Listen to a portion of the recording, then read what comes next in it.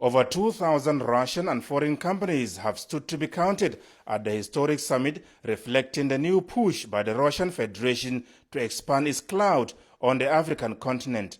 President Muhammadu Buhari and 42 other African heads of state and government, experts, leading industrialists and businessmen are also participating. President of the Russian Federation, Vladimir Putin, while declaring open the summit, said economic issues are not only indispensable but essential part of his country's relations with Africa, which he said is becoming the core center of economic growth in the world.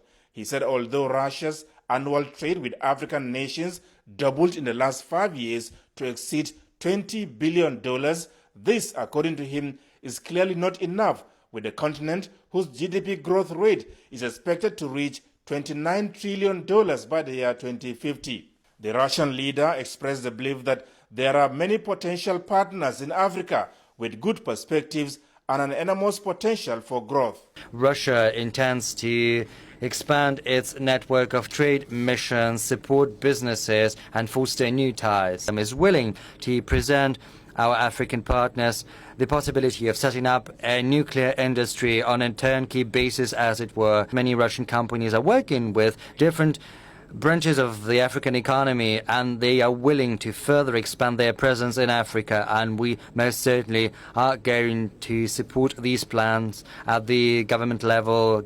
The chairman of the African Union and president of Egypt, Abdel Fattah al-Sisi, encouraged Russian companies to expand their investments in Africa, saying there is an opportune moment for that now.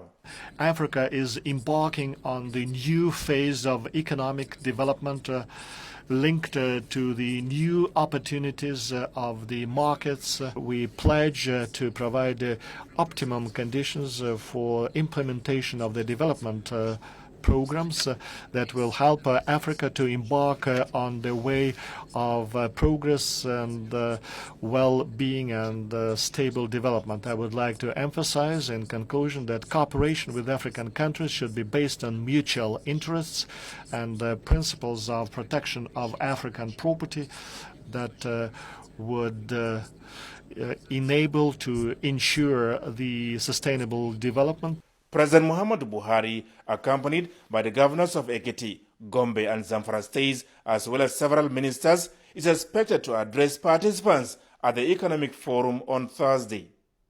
From Sochi, Russia, Adamu Sambu, NTA News.